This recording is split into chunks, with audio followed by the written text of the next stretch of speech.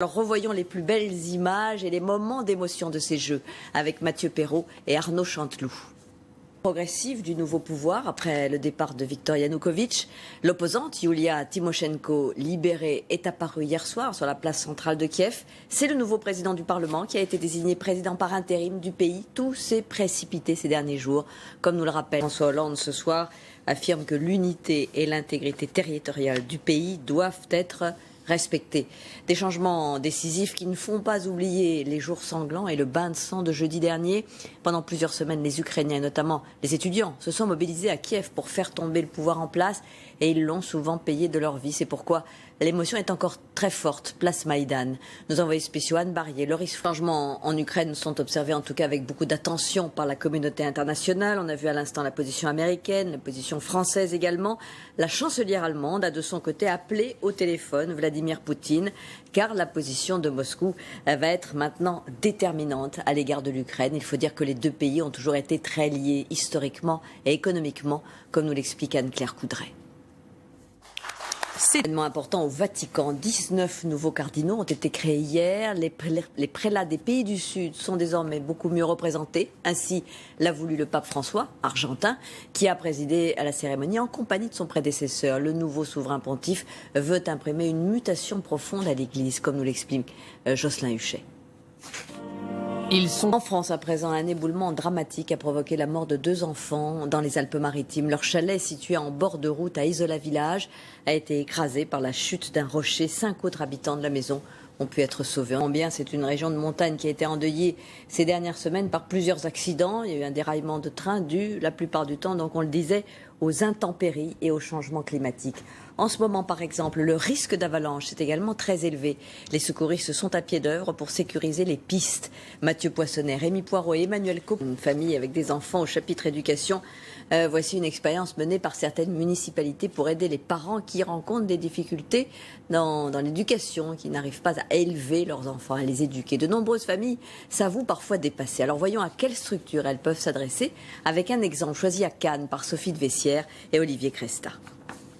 Et ça c'est quoi, Annie? Alors, Danny Boone, vous incarnez Romain Faubert, hypocondriaque, qui a, on vient de le voir, une véritable phobie de la maladie. Est-ce que c'est un peu vous? Non. Un tout petit peu. Non, mais on fait tous de l'automédication maintenant. En fait, c'est parti de là l'idée. C'est en discutant avec mon médecin, que je vois régulièrement, qui est devenu un ami à force de consultation. Voilà, Roland, que j'embrasse. Et c'est à force de on va tous sur Internet maintenant. Dès qu'on a un petit truc, un bouton, un machin, une rougeur, pour vérifier, on en sait presque plus que le médecin. On est devenus des médecins amateurs en fait. L'idée du film au départ, c'est ça. Et vous avez voulu en rire. Alors, Kadmerad, vous êtes le meilleur ami de ce Romain Faubert, un médecin, oui. Dimitri Svenska. Et comme on le disait tout à l'heure dans le sujet, c'est un couple un peu reformé, puisque vous avez vu ensemble dans les ch'tis. Quel plaisir vous avez eu à vous retrouver, Kad et...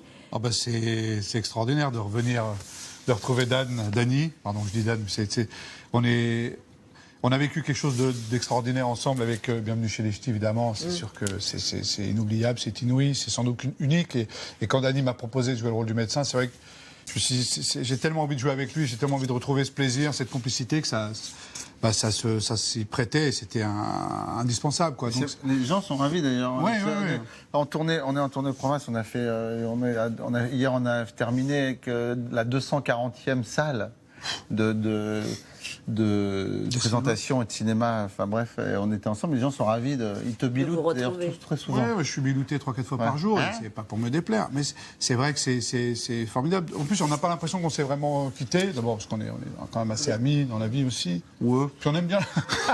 On aime bien jouer ensemble, c'est un magnifique idéal partenaire, c'est un très grand metteur en scène de comédie. Ah oui, merci. C'est un auteur... C'est le meilleur acteur de sa génération. C'est vrai. Il n'y a que lui qui est né cette année-là, mais c'est le meilleur quand même.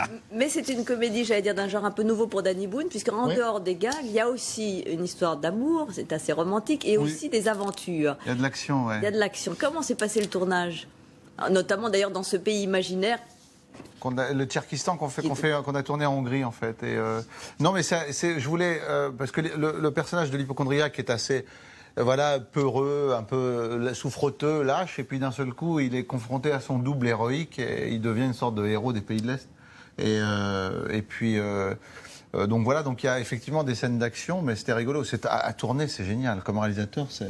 Et puis quand vous parlez de l'histoire d'amour, vous devez sûrement parler de cette magnifique actrice que Une Dany révélation a dans ce révélée. film, Alice La Paul, révélation qui du est- film. C'est là la grande générosité, le grand plaisir que Dany peut nous faire aux acteurs. C'est pas forcément obligatoire d'être connu pour être dans les films de Dany. Et- C'est vrai. Elle Et s'appelle Alice Paul, Paul, c'est ouais. une. Et il faut tenir le choc c'est à un feu côté de vous, d'artifice. qui est un duo. Ah oui, mais elle est évidemment, très qui drôle, fonctionne elle est très bien très et qui drôle. est très drôle, oui. Elle est C'est très- un trio, quoi, maintenant. Le duo s'est agrandi. Voilà, la famille s'est agrandie. Et Une Alice, belle, c'est un feu d'artifice. C'est une actrice. Enfin, Elle a une belle carrière de... vous l'avez vu. Je pense que les gens vont vraiment la En tout cas, c'est une histoire qui touche aussi. On ne va pas révéler évidemment la fin du film, mais l'obsession de votre ami dans ce film, Danny Boone, c'est de vous présenter, de vous C'est trouver d'essayer- une il croit compagne. que, voilà, et pour lui, c'est la solitude en fait. Ma névrose fait que je suis très seul et il essaie de régler mon problème de solitude.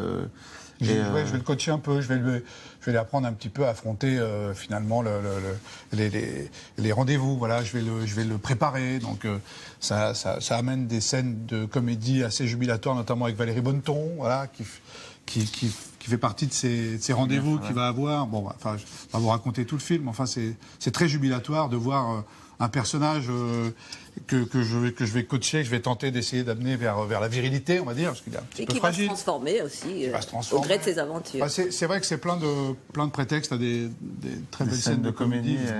Et est-ce qu'on oublie un peu son hypochondrie En vrai. grâce à l'humour et à la dérision? Après, le fait de rire de ça, oui, c'est vrai que ça aide On est moins. à vivre avec. On l'est pas moins, mais on vit mieux avec et on s'excuse auprès de toutes ces femmes.